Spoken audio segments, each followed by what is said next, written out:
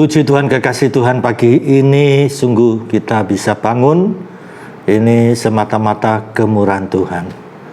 Itu sebabnya kalau kita bisa bangun dan kita bisa mengutamakan Tuhan, sebelum kita dengar suara-suara duniawi, kita dengar dulu suara Tuhan. Nah, ini hati kita jadi senang sekali karena kita bisa mendengar firman Tuhan, ya.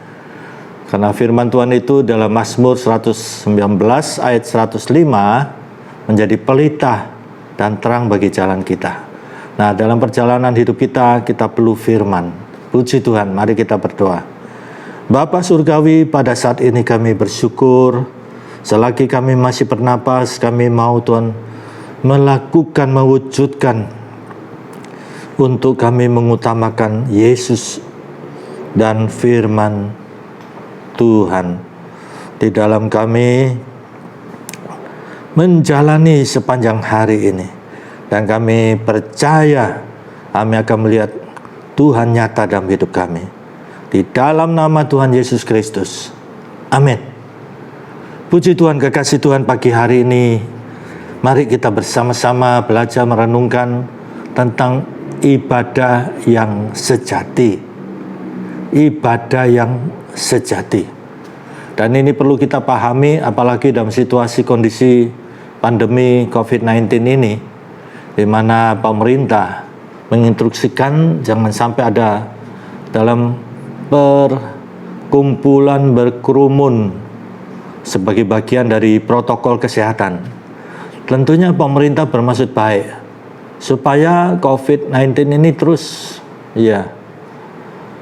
tidak menular kemana-mana dan tidak diharapkan meningkat, tetapi bisa terputus mata rantai penularan dari COVID-19 ini. Nah, apalagi sekarang ini kita mendengar bermutasi menjadi varian baru dan lebih ganas lagi. Daya tularnya itu 70%. Nah, di sini kita harus patuh kepada pemerintah sebagai wakil Tuhan. Sangat jelas sekali banyak ayat yang menunjukkan supaya kita menghormati pemerintah. Seperti dalam 1 Timotius pasal 2, Roma pasal 13, Titus pasal 3, 1 Petrus pasal 2. Jelas sekali supaya kita ada penundukan diri kepada pemerintah sebagai wakil Tuhan. Nah, kekasih Tuhan, mari kita membaca satu kebenaran tentang ibadah yang sejati. Roma 12 ayat 1 dan 2. Karena itu, saudara-saudara, demi kemurahan Allah, aku menasihati kamu, supaya kamu mempersembahkan tubuhmu sebagai persembahan yang hidup, yang kudus, dan yang berkenan kepada Allah. Itu adalah ibadahmu yang sejati. Janganlah kamu menjadi serupa dengan dunia ini, tetapi berubahlah oleh pembaruan budimu, sehingga kamu dapat membedakan manakah kehendak Allah, apa yang baik, yang berkenan kepada Allah, dan yang sempurna. Puji Tuhan. Di sini kita memperhatikan Rasul Paulus menjelaskan sampai mendasarkan demi kemurahan Tuhan. Nah, ini siapa yang tidak hidup di dalam kemurahan Tuhan? Saya dan saudara ini, kita hidup ini semata-mata kemurahan Tuhan. Semata-mata kemurahan Tuhan. Siapa kita ini? Kita dulu adalah manusia yang berdosa. Puji Tuhan, oleh anugerah Tuhan. Anugerah itu kita yang tidak layak dilayakkan menjadi umat Tuhan. Ini adalah mujizat yang paling besar, keselamatan jiwa kita ini. Nah, di sini kita hidup semata-mata kemurahan Tuhan. Apa yang kita sombongkan? Kita manusia terbatas. Kita hidup hanya fana adanya. Sewaktu-waktu kematian bisa datang. Kita tidak tahu kapan. Jangan kita terkecoh dengan usia muda. Kematian tidak pandang usiamu masih muda. Jangan kita terkecoh dengan tubuh yang sehat. Kematian tidak pandang tubuhmu sehat. Dia bisa datang kapan saja. Itu sebabnya sekarang ini kita bernapas, kita bisa di dalam aktivitas sehari-hari, ya, ini semata-mata kemurahan Tuhan. Semata-mata kemurahan Tuhan. Betapa pentingnya mengenai kemurahan Tuhan ini. Sehingga Rasul Paulus katakan, demi kemurahan Allah. Demi. Ini kalau orang-orang duniawi, seringkali ini dijadikan kalimat bagian, kalimat sumpah. Demi langit, demi bumi, demi Yerusalem. Apalagi yang lebih parah lagi, kalau saya bohong, saya ketabrak mobil. Nah, ini yang firman Tuhan mengajarkan, kalau ya di atas ya, tidak di atas tidak, lebih daripada itu dari si jahat. Nah, karena sering bersumpah, akhirnya suatu saat dia bohong. Nah, karena bohong supaya diyakini, sumpah, saya tidak bohong, padahal bohong. Akhirnya terjadi sungguhan. Nah, ini jangan bermain-main dengan sumpah. Di sini Rasul Paulus bukan bersumpah, dia tidak menambahkan kalimat sumpah, tidak, melainkan demi kemurahan Allah. Rasul Paulus mendasarkan bahwa nasihatnya ini sangat penting, ya, demi kemurahan Allah. Sangat penting karena apa? Karena kita hidup ini, kan kita ini masih hidup, iya. Yesus Kristus dalam khotbah di bukit, jangan khawatir tentang pakaianmu, iya, tentang apa yang hendak engkau makan, tetapi lihatlah hidupmu itu. Nah, ini bagaimana dan hidup kita ini? Kita tahu kita fana, dan kita tahu kita terbatas. Bukankah kita butuh kemurahan Tuhan? Siapa yang tidak butuh kemurahan Tuhan? Nah, disinilah Rasul Paulus katakan, demi kemurahan Allah, aku menasihati kamu. Menasihati apa? Kalau dia sudah mendasarkan dengan kalimat demi kemurahan Tuhan, maka nasihat ini sangat prinsipil, sangat esensial. Supaya, nah ini, jadi kita menjalani hidup ini bukan asal-asalan, bukan terus ya bangun pagi, mempersiapkan diri untuk kerja, pulang capek, rileks di sofa, tertidur, ya bangun pagi, kerja, pulang, mandi-mandi, bersih-bersih, tidur. Nah, apakah hanya rutinitas? Rutinitas hanya untuk hal yang juga penting. Siapa bilang saya mengatakan tidak penting? Penting, ya, sangat penting. Firman Tuhan katakan, orang malas janganlah makan, jadi harus bekerja. Rasul Paulus juga katakan di dalam 2 Tesalonika kepada jemaat Tesalonika, supaya berdoa dan bekerja juga, berdoa dan berusaha juga. Nah, jelas bahwa dalam hidup ini ya kita harus beraktivitas dalam menjalani dinamika hidup ini. Nah, di sini Rasul Paulus sampai begitu mendasarkan demi kemurahan Tuhan. Lihat, Rasul Paulus menasihati. Apa nasihatnya? Apa nasihat dari Rasul Paulus ini? Supaya kamu mempersembahkan tubuhmu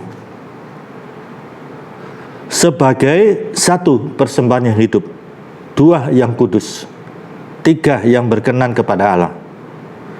Lihat, apakah hanya menyebutkan 3 hal ini supaya dilaksanakan dalam hidup ini, yang sementara ini?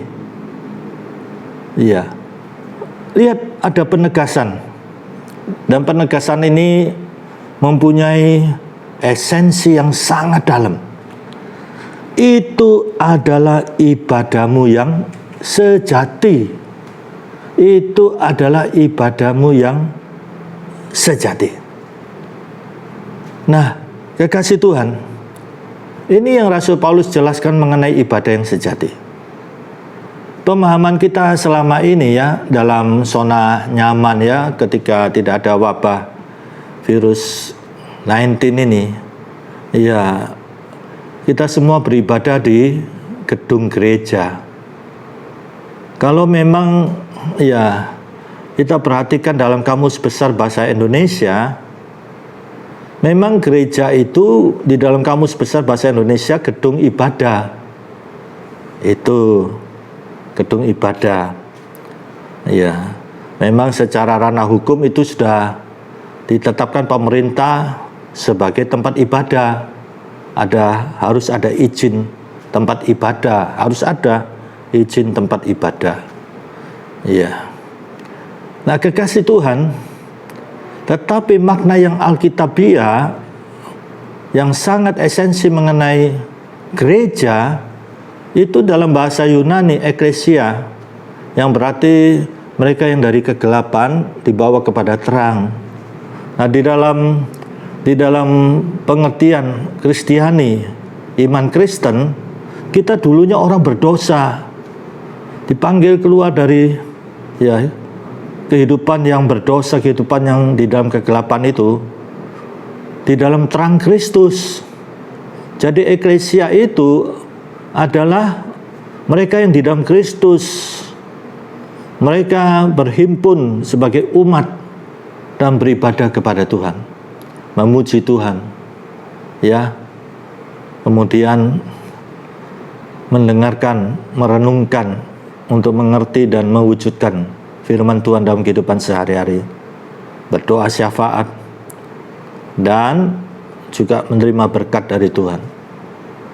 Nah, itu arti eklesia, pengertian rohaninya. Nah, dalam wabah sekarang ini, pemerintah mempunyai maksud yang baik agar mata rantai dari penularan virus COVID-19 ini bisa terputus. Itu sebabnya ditetapkan protokol kesehatan, yaitu pakai masker yang benar, jaga jarak, jangan berkerumun, cuci tangan dengan sabun antiseptik, ya, jaga supaya kesehatan tubuh prima. Nah, ini sebaiknya di rumah, ya, kalau tidak terlalu penting sebaiknya jangan keluar. Nah, ini kekasih Tuhan, di dalam masyarakat Indonesia ini, tentunya kita hidup di Indonesia ini, kita taat kepada peraturan pemerintah supaya rakyat sejahtera. Tentunya pemerintah tidak mendaki rakyat menderita, akhirnya menjadi kacau di dalam kehidupan pribadi, keluarga, pekerjaan, usaha. Tentunya pemerintah juga terkena dampaknya. Itu sebabnya Presiden Joko Widodo selalu mendengungkan supaya kita disiplin ketat dengan protokol kesehatan. Nah, kekasih Tuhan, karena kita tidak bisa beribadah lagi di gedung, maka kita beribadah di rumah dalam bentuk keluarga. Nah, bagaimana mereka yang ada di luar pulau bekerja, di luar negeri sendiri, ya ibadah sendiri. Iya. Nah, di sini tidak harus kemudian ya secara kaku harus di mimbar. Ya, sekarang kan online streaming. Ya, jangan sampai saudara mengeluh, loh ini pendeta saya ini khotbah kok tidak di mimbar ya. Waduh, saya tidak bisa terima cara pendeta saya ini. Harus di mimbar. Nah, coba kita lihat di negara-negara tirai besi, negara-negara yang menentang kekristenan. Lihat, mereka beribadah di bawah tanah. Itu bukan kemudian gali lubang di tanah. Itu maksudnya mereka di tempat-tempat tersembunyi, di goa, ya, di tempat-tempat yang terasing dan jauh dari jangkauan masyarakat, ya, di hutan, ya, di hutan rimbun, sampai begitu rupa Kalau mereka, saya membaca tentang ya penderitaan orang Kristen di negara yang menolak kekristenan. Ya, ini terjadi puluhan tahun yang lalu. Ya. Sampai mereka sembunyi-sembunyi beribadah, nyanyi pun tidak dilaksanakan. Karena apa? Takut kedengaran. Alkitab itu mereka ya susah untuk mendapatkannya, sehingga kalau ada ya Alkitab satu pun itu tiap lembaran itu mereka mendapat sopekan-sopekannya. Dan mereka beribadah, mereka juga mengalami hadirat Tuhan. Jadi di sini ibadah yang sejati itu adalah ibadah bagaimana hubungan kita dengan Tuhan. Dimulai dari situ. Kalau kita memperhatikan 1 Korintus, kita membaca 1 Korintus, inilah yang sangat prinsipil di dalam ibadah ya sejati. 1 Korintus ya pasal 1, kita membaca ayat 18. 1 Korintus pasal 1 ayat 18, tapi kita membaca ayat 9. 1 Korintus pasal 1 ayat 9. Allah yang memanggil kamu. Sekarang kan saudara menjadi umat Tuhan. Ya, dulu saudara hidup dalam keberdosaan. Dulu saudara belum percaya Yesus. Sekarang ini Allah memanggil kamu. Allah memanggil Sewi, nama saya Sewi. Allah memanggil Sewi kepada persekutuan dengan anaknya Yesus Kristus, Tuhan kita. Kita mengakui Yesus adalah Tuhan. Nanti puncaknya Yesus datang kedua kalinya. Setiap lutut akan bertelut, setiap lidah akan mengaku bahwa Yesus Kristus adalah Tuhan. Nah, Tuhan kita adalah setia. Saya tegaskan kembali ya. Allah yang memanggil saya dan saudara kepada persekutuan dengan anaknya Yesus Kristus, Tuhan kita adalah setia. Pendiri GPPS Bapak Ishak Liu selalu mendengung-dengungkan kepada jemaat supaya setiap hari itu berdoa 6 jam. Saya dulu adalah murid sekolah Alkitab Surabaya GPPS ini. Saya sudah sering dengar apa yang beliau tegaskan. Dan beliau bahkan mengatakan nanti generasi penerus harus bisa berdoa 6 jam. Nah, di sini saya selalu mengingatkan teman-teman, doa 6 jam. Iya. Nah, bagaimana dengan saya? Saya tidak perlu gembar-gembor. Iya. Hubungan pribadi saya dengan Tuhan tidak perlu saya sombongkan. Kekasih Tuhan, ini esensi iman Kristen yang mendasar. Dan karena tubuh Kristus umat itu, maka betapa pentingnya di dalam perhimpunan bersama untuk mewujudkan tubuh Kristus, supaya Yesus bisa meletakkan kepalanya. Nah, kalau tubuhnya saja tangan jalan sendiri, kaki jalan sendiri, ya bagaimana bisa terwujud tubuh Kristus? Maka disinilah umat itu bersekutu.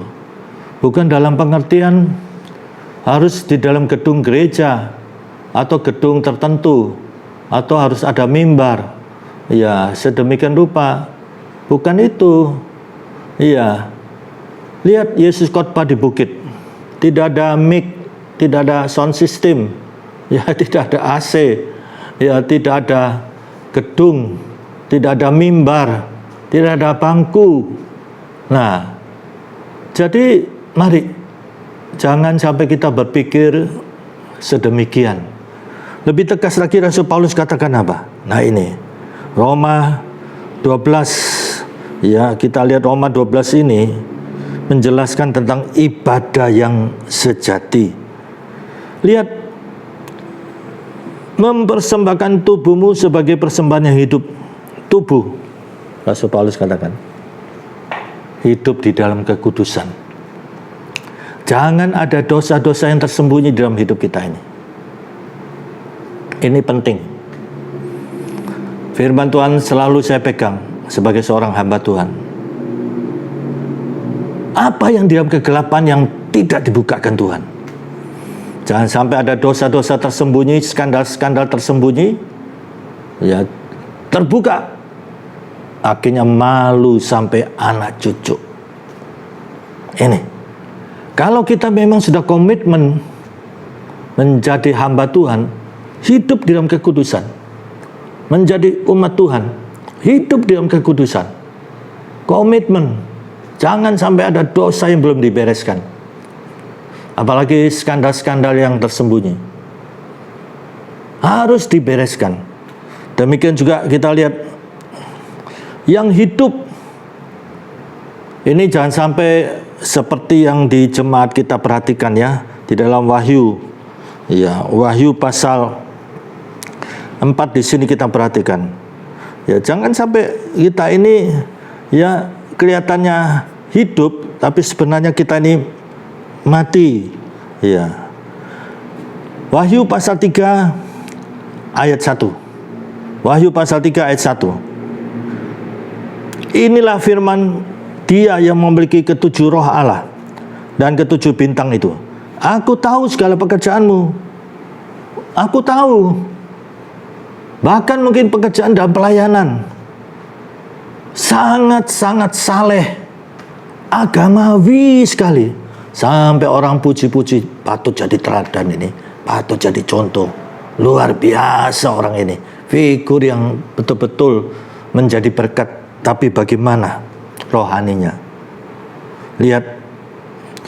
Tuhan mengatakan apa? Aku tahu segala pekerjaanmu.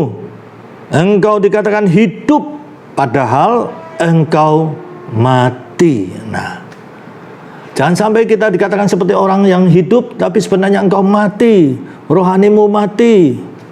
Dan lebih hal yang penting untuk kita perhatikan di dalam Yeremia. Yeremia pasal 17. Yeremia pasal 17 kita memperhatikan di sini. Yeremia pasal 17 ayat 5 dan 6. Beginilah firman Tuhan. Terkutuklah orang yang mengandalkan manusia, yang mengandalkan kekuatannya sendiri. Ini di sini bukan Tuhan itu tukang kutuk. Dunia ini sudah di dalam dosa. Nah, jangan kita mengandalkan dunia ini. Ya, apa yang ada di dalamnya. Lihat, terkutuk karena dunia ini sudah dibawa kutuk. Karena keberdosaan Adam dan Hawa yang membawa kepada kita semua. Terkutuklah orang yang mengandalkan manusia. Ya, terkutuklah mereka yang mengandalkan kekuatannya sendiri. Nah, ini yang sering tidak diperhatikan. Yang hatinya menjauh daripada Tuhan. Nah, kita kan tidak bisa lihat hati seseorang ya.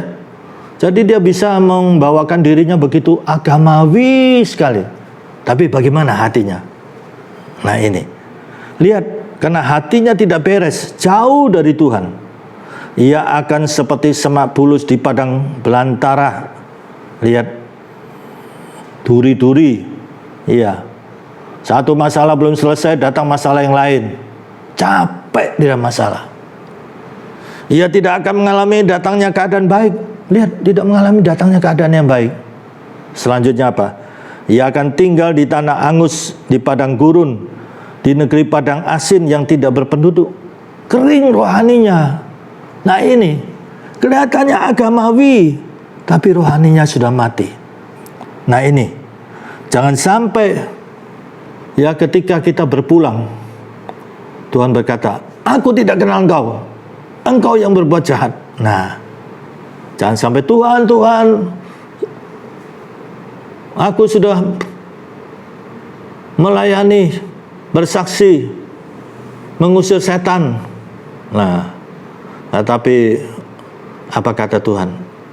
Hanyalah engkau yang berbuat kejahatan. Nah ini jangan sampai. Nah kita lihat di dalam Roma ini, betapa sangat pentingnya untuk kita memperhatikan. Ya, lihat, mempersembahkan tubuhmu sebagai persembahan yang hidup ini. Rohani kita hidup. Bukan kita agamawi kelihatan hidup di luar, tapi rohani kita tidak hidup. Jangan sampai seperti yang dikatakan kepada jemaat di Sardis, engkau kelihatannya hidup, padahal engkau mati. Yang berikutnya, yang kudus. Yang kudus ini kekasih Tuhan. Tuhan itu setia. Kita dipanggil di dalam persekutuan dengan Yesus Kristus. Ini esensi iman Kristen.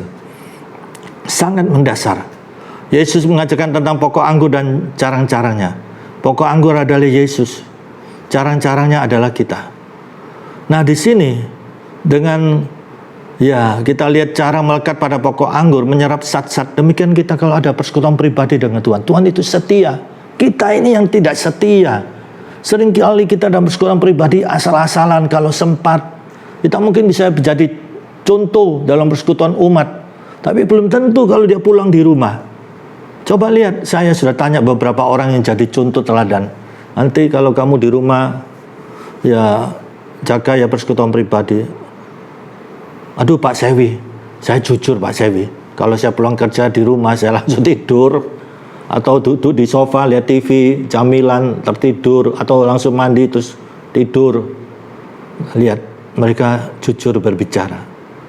Itu kenyataan yang ada. Saya yakin di antara kita semua pasti, saya sudah cek itu kira-kira hampir 80% mereka tidak mempunyai persekutuan pribadi yang bagus dengan Tuhan. Hubungan mereka dengan Tuhan itu belum bagus. Nah, di sini, kenapa kita tidak melihat Tuhan itu nyata? Karena hubungan pribadi kita belum beres. Apakah sudah bagus? Kita lihat Henok bergaul dengan Tuhan dan dia mengalami pengangkatan. Nah, di sini kekasih Tuhan, lihat. Yang kudus, dengan kita banyak bersekutu dengan Tuhan, Tuhan itu setia. Lihat, kita mengalami, Tuhan itu nyata. Ayat 18, kita perhatikan ayat 18, katakan berita salib itu adalah kebodohan bagi orang yang akan binasa, tapi itu power bagi mereka yang datang kepada salib Kristus. Karena seluruh keberadaan kita, manusia berdosa kita mati dalam dosa bersama dengan Kristus. Kristus sudah menanggung dosa kita. Dan kita bangkit bersama dengan Kristus. Kita bangkit bersama dengan Tuhan, kita akan melakukan perkara-perkara yang besar. Yohanes pasal 14. Kita lihat saudara, Tuhan kita hidup. Maut sudah dipatahkan. Ini. Sebagaimana kita lihat Rasul Paulus dalam Roma pasal 7 bergumul dengan keinginan daging, keinginan mata, keangkuhan hidup, keberadaan manusia berdosanya. Hatinya berkehendak baik, tapi tubuhnya selalu lemah. Sampai dia mengatakan sampai begitu bergumulnya, sampai dia katakan apa? Aku manusia celaka, aku manusia celaka. Tetapi selanjutnya ayat berikutnya mengatakan apa? Puji Tuhan, oleh Yesuslah dia mendapat kemenangan. Nah, ini panggilan iman Kristen, ibadah yang secara mendasar itu bagaimana persekutuan kita dan Tuhan, beres atau tidak. Ini. Jadi kekasih Tuhan, mari kebenaran firman Tuhan di sini dikatakan apa? Mempersembahkan tubuhmu sebagai persembahan yang hidup, yang kudus, dan yang berkenan kepada Allah. Sudahkah saudara ada satu tekad supaya hidup saudara itu berkenan kepada Tuhan?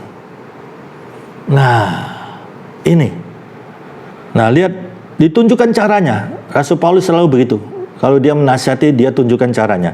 Janganlah kamu menjadi serupa dengan dunia ini. Nah, ini.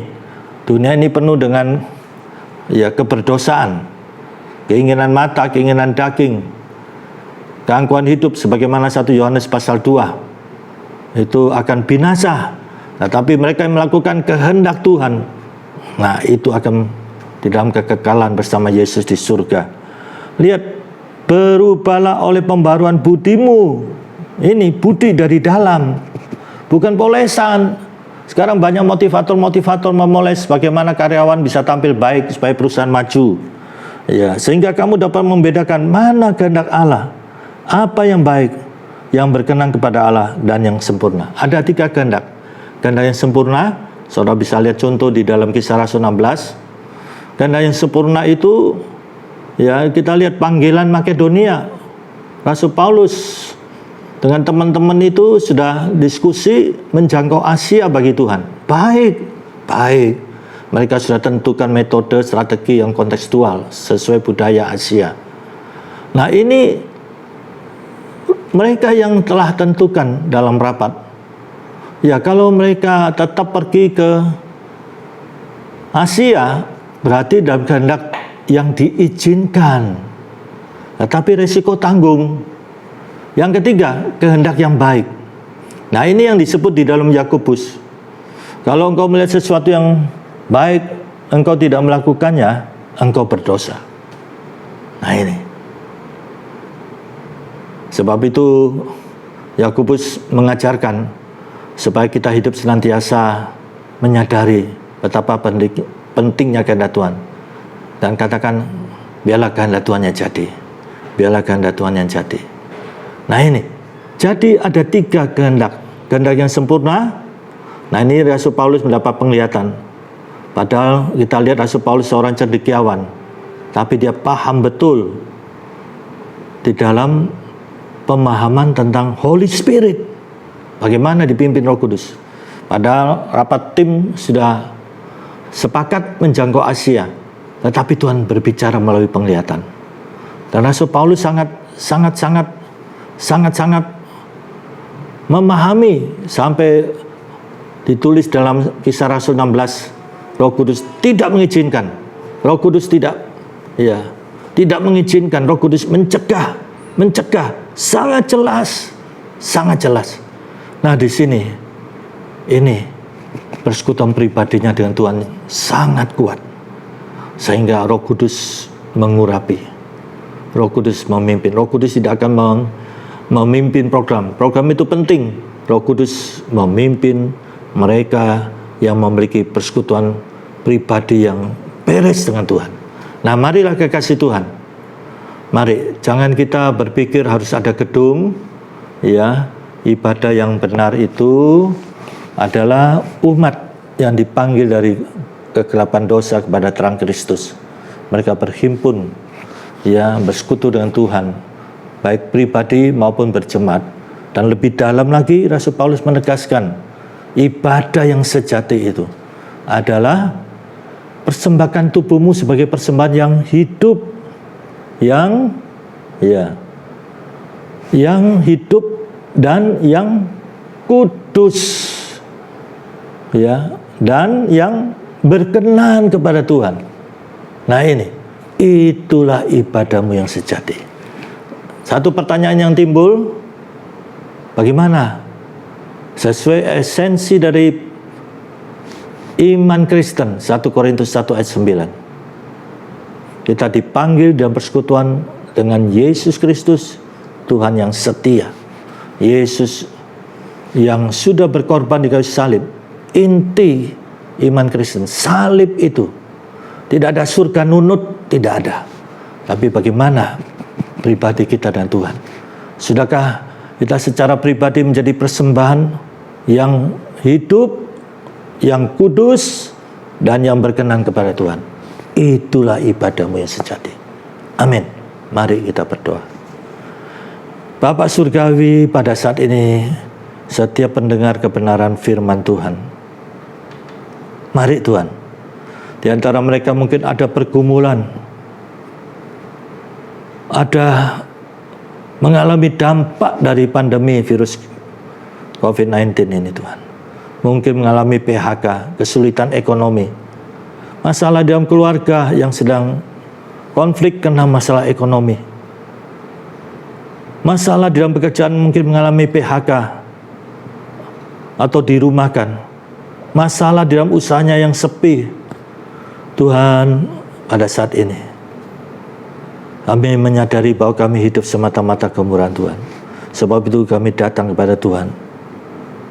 Hanya kepada Tuhan yang kami kenal dalam Tuhan Yesus.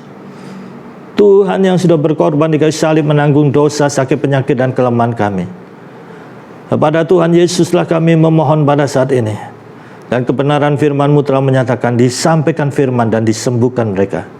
Sebab itu saat ini kami sudah menyampaikan firman Tuhan sebagai hamba Tuhan.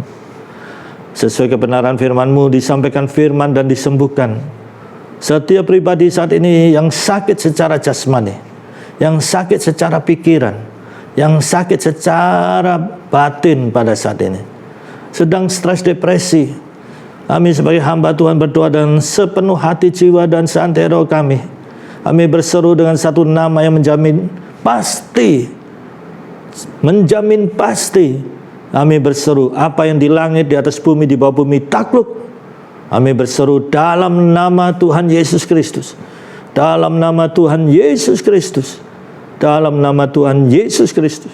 Setiap pribadi yang mendengar firman Tuhan ini disembuhkan Tuhan Yesus Kristus. Karena Tuhan Yesus tidak berubah, baik kemarin, hari ini, dan selama-lamanya. Salib Kristus, puncak dari pengorbanan Yesus. Yesus sudah mengalahkan maut. Yesus menanggung segala dosa kami, sakit, penyakit, dan kelemahan kami. Kami percaya setiap pribadi Tuhan sudah jamah. Tangan Tuhan yang berlubang di kayu salib menjamah setiap pribadi. Puji Tuhan, puji Tuhan, puji Tuhan. Kami berdoa untuk bangsa negara kami Indonesia yang kami cintai. Wabah ini bisa teratasi. Dan vaksin Tuhan berkati. Mari Tuhan tolong supaya umat-Mu bisa beribadah kembali. Mari Tuhan tolong semuanya. NKRI Indonesia ini juga tetap terpelihara, terjaga. Tuhan memberkati Indonesia. Terima kasih Tuhan. Kasih karunia Bapa Surgawi, kasih Tuhan Yesus, dan persekutuan Roh Kudus menyertai saudara mulai sekarang ini sampai Maranatha Tuhan Yesus datang kembali. Puji Tuhan dalam nama Tuhan Yesus Kristus. Amin. Puji Tuhan.